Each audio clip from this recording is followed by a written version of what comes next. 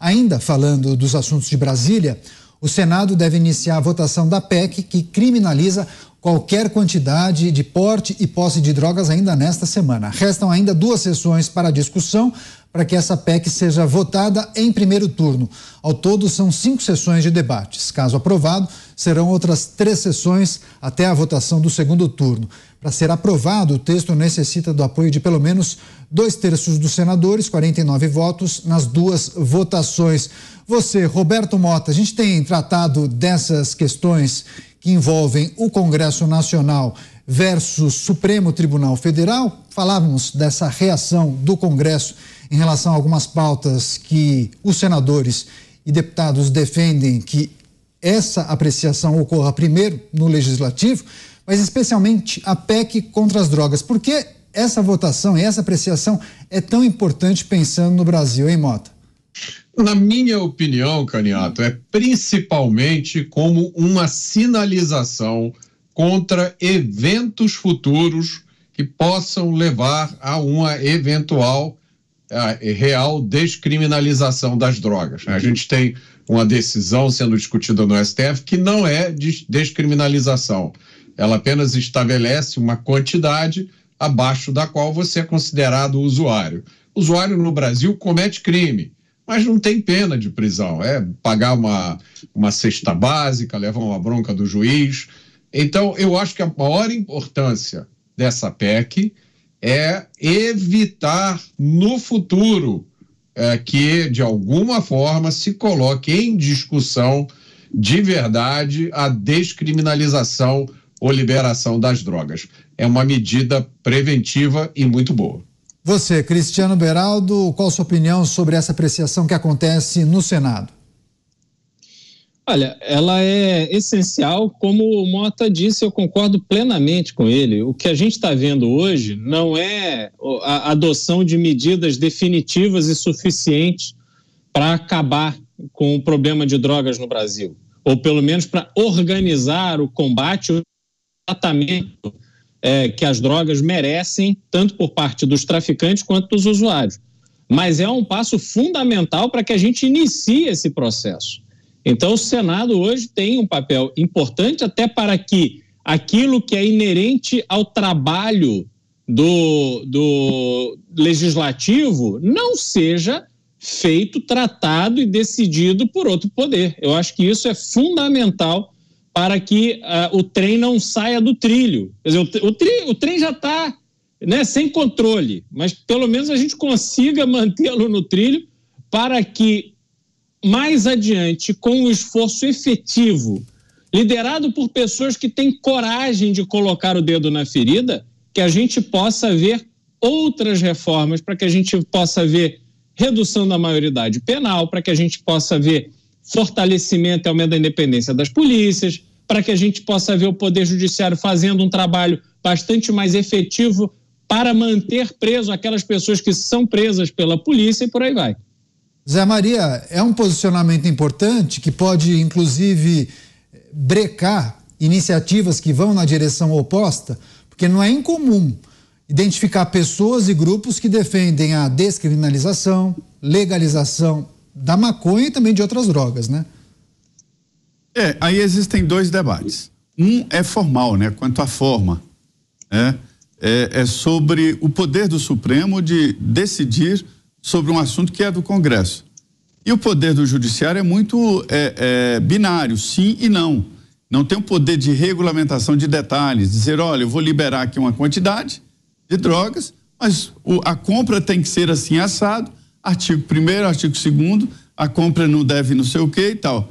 O Supremo não tem como fazê-lo, né? Essa gradação. Então, assim, isso é quanto à forma.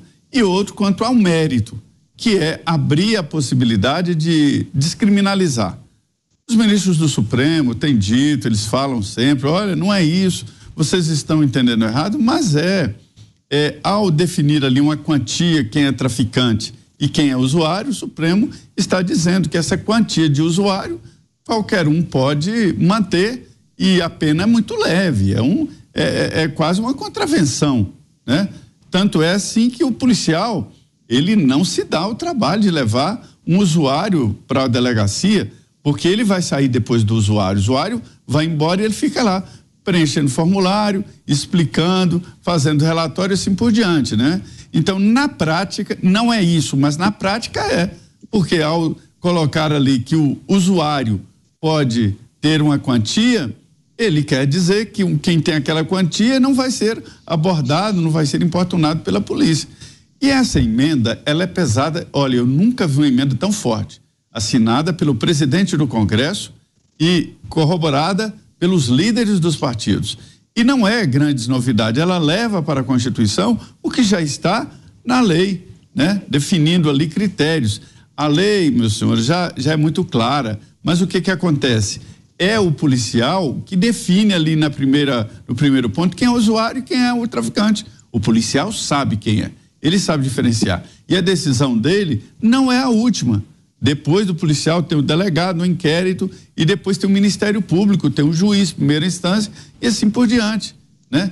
Deveria ser assim, o policial sabe quem é, mas o Supremo está tentando ali definir. Quando o ministro Dias Toffoli pede vistas, foi o sinal verde para o Congresso avançar com essa emenda à Constituição. Aí reúne forma, né? Um assunto do Congresso e mérito. Pois é, agora a gente vai trazer um assunto adicional a esse que a gente está tratando, porque é justamente no movimento contrário ao daqui, a lei que torna a Alemanha um dos países mais liberais na Europa em relação ao consumo de maconha entrou em vigor hoje. Agora, pessoas com mais de 18 anos podem transportar 25 gramas de maconha em vias públicas, cultivar até 50 gramas e ter 3 plantas em casa, por residência.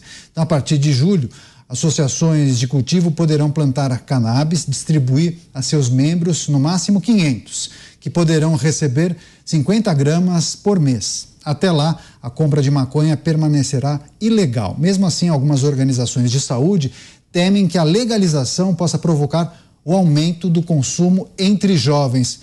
Roberto Mota, como observa esse movimento da Alemanha, decidiu regulamentar essa medida na nova legislação, agora que vai na contramão das orientações das entidades de saúde e também de vários movimentos conservadores do país, viu, Mota? Pois é, não é a primeira besteira que a Alemanha faz, né? A Alemanha legalizou parcialmente a posse de maconha. Então, se você tiver menos, pelo que eu entendi, menos de 25 gramas, se estiver na rua com menos de 25, ou em casa com menos de 50, ou tiver até 3 plantas, tá tudo bem. A lei também proíbe consumo por menores e também consumo na frente de menores. Já pensou como é que vai ser isso? Como é que vai ser essa fiscalização? Você não pode fumar maconha porque tem um menor ali que está... Tá? Também vai ser proibido fumar menos de 200 metros de escolas, parques infantis e campos de esporte. Eu vi que o governo alemão, ao mesmo tempo em que aprovou essa lei, o governo vai lançar uma campanha educativa sobre os riscos da maconha. Aí o cidadão vai ficar um pouco confuso. E o Ministério da Saúde, presta atenção nisso, o Ministério da Saúde alemão, às vezes a gente pensa que é só aqui no Brasil, né?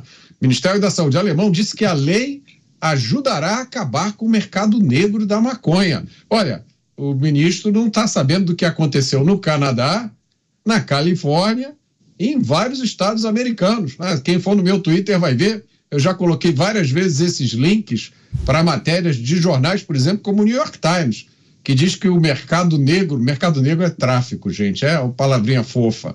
O mercado negro de maconha na Califórnia aumentou depois da lei que liberou. Mas olha, tem gente bem informado na Alemanha, porque o presidente da Associação Médica Alemã disse que a lei vai banalizar uma droga que comprovadamente causa dependência e pode levar a graves danos no desenvolvimento, especialmente em adolescentes e adultos jovens. Também um porta-voz da polícia alemã disse que ele agora está preocupado, porque os policiais não foram ouvidos e a expectativa dele é que agora a polícia vai se encontrar em situação complicada com os cidadãos. É lógico, vocês imaginem, a polícia alemã agora vai sair das ruas com cacetete, a arma, algema e uma balança de precisão. Porque, você imagina, fui parado, é 25. Não, é 37. Aí bate um vento, leva 5 gramas aqui. Essa vai ser a rotina da polícia, né? E eu acho que não foi à toa que essa legislação entrou em vigor hoje, dia 1º de abril. Tá certo. Claro que a gente vai seguir acompanhando essas notícias que acontecem também fora do Brasil para a gente trazer para debater com os nossos comentaristas.